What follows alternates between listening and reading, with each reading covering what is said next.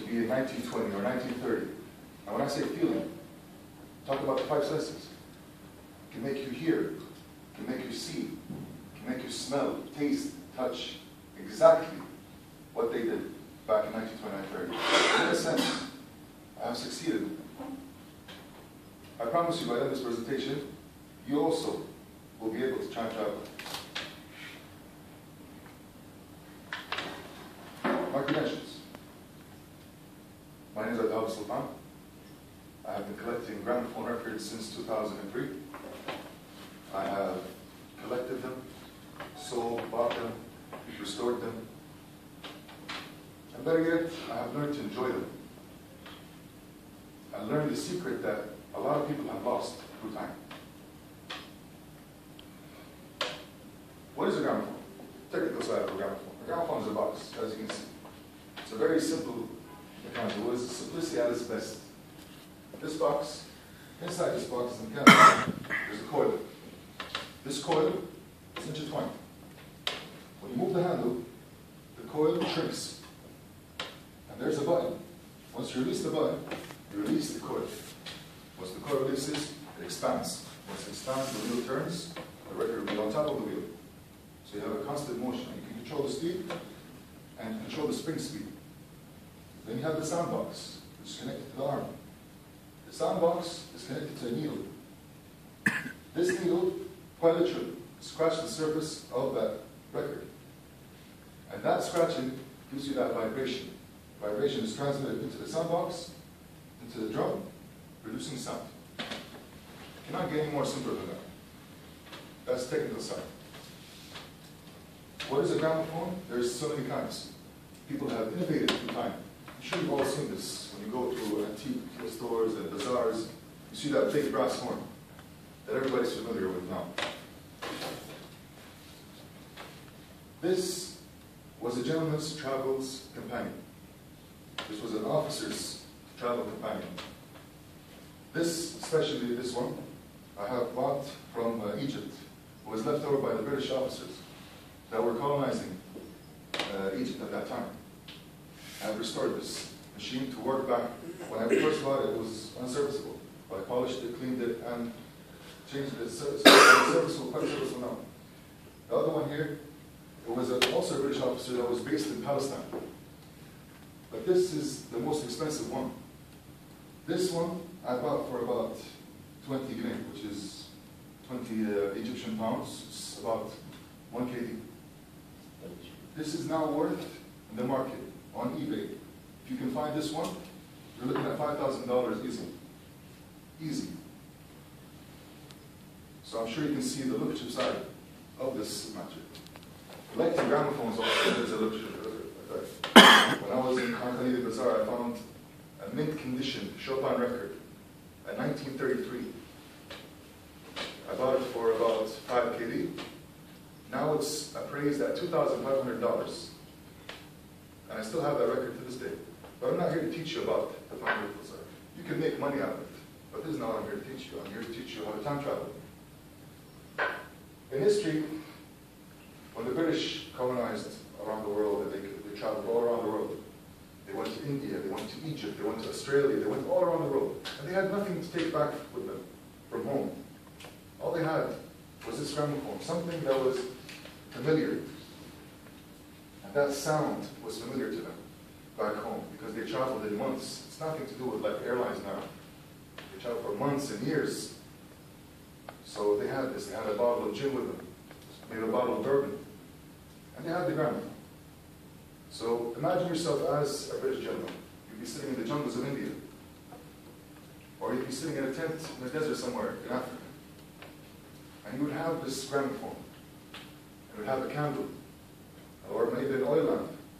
The warm light cascading on your skin. And the crisp sound of a gramophone record with that static. It was a soulful experience. You might have a lady companion with you. It will turn into a dancing session. It may be a social event. This will be the focal point of that social event. This will be the center of attention. That was the gramophone. What happened to the gramophone, you might ask? Well, evolution. Everything evolves. So did this. After World War II, they discovered that the gramophone was very hard to maintain. The records were like glass. Once dropped, they break immediately. If scratched, they will not play, and it would be disused. So they had to find an alternative. So they evolved into the vinyl record.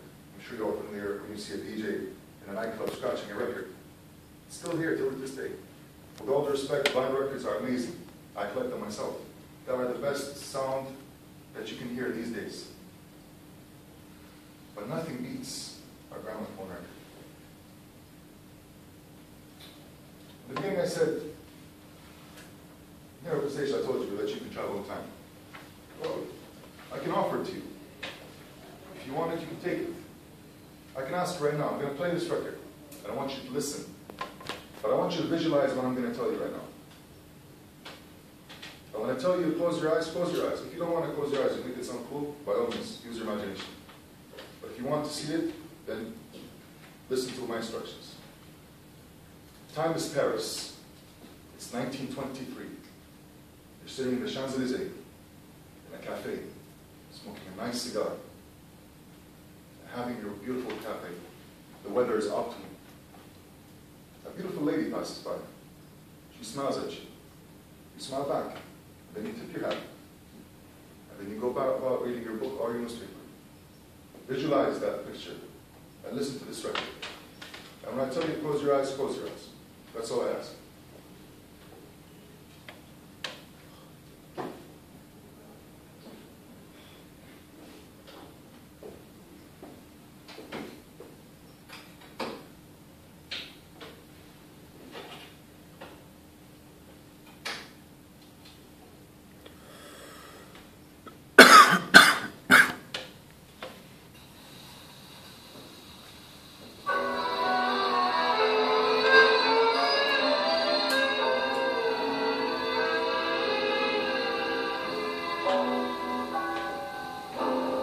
Parce que t'as les yeux, que tes cheveux s'amusent à défier le soleil par leur éclat de feu,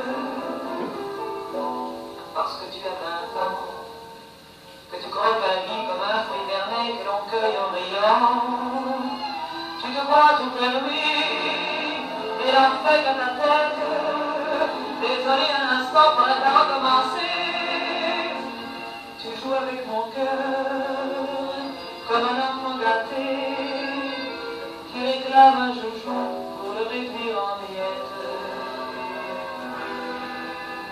Parce que j'ai trop d'amour. Tu as volé mes nuits, font de mon sommeil, et fait pleurer mes jours. Thank you.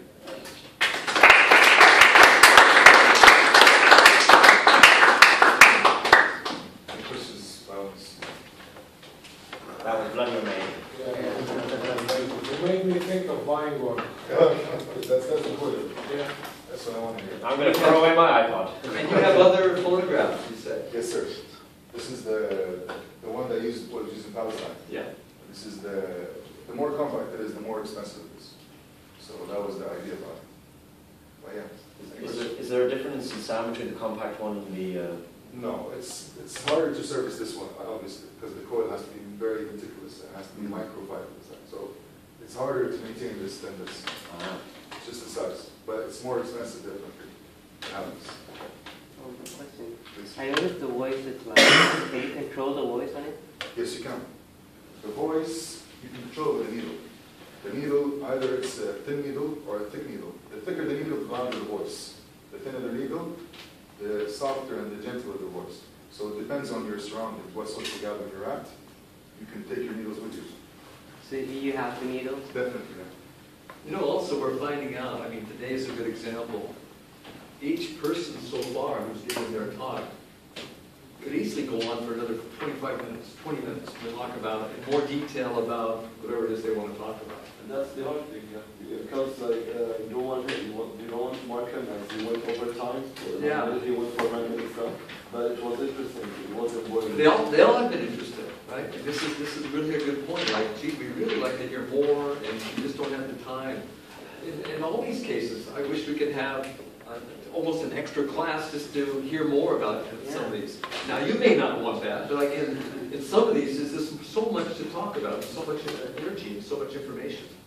And I think that's a positive thing, because we want more. Rather than say, God, thank God that's over. We want more. And this is all for today. It's been like this, I think. Anything else? Comments, questions, concerns? I really love how he acted the presentation out with the cigar in your hand and the pictures. Well, you don't know this, but he used a typewriter to type out his outline, to try to get the mood. Kind of, That's Dali, got the extra mile. Yeah, so this is where he's willing to give out that extra detail that's going to make all the difference, right? So he's setting the bar, these people did that, they set the bar pretty high for the rest of us. Other things. Incredibly relaxed body language. It's just like, you just look comfortable up there, man. Just having a glass of bourbon. Yeah, you can just lay down on the couch and just like, wow. Well, Gramophones do that to you. I really urge you to go get one. Seriously. Changes your character. No, seriously, you were really, really comfortable with whatever you're doing. I mean, the start, we were all laughing when you had to stop us, but you were... Yeah, I know that's what's going to happen. Actually, the stopwatch, I wanted that to happen. I wanted the appearance as suspenders. Yeah, because you see, this is weird to me, you know? But when you look at your watch, I was looking at my watch just to get your attention. Why is he looking at his watch? And then I would look at you. So that was part of the actors. That's a good point, because I didn't know if he was really starting or not, but then, yeah, that's part of it. And so he put on the entire show today, right? Yeah, that's it. The look, the typewriter, this, trying to catch a mood. This is a kind of treat, I think, today. Okay, very good. Thank you.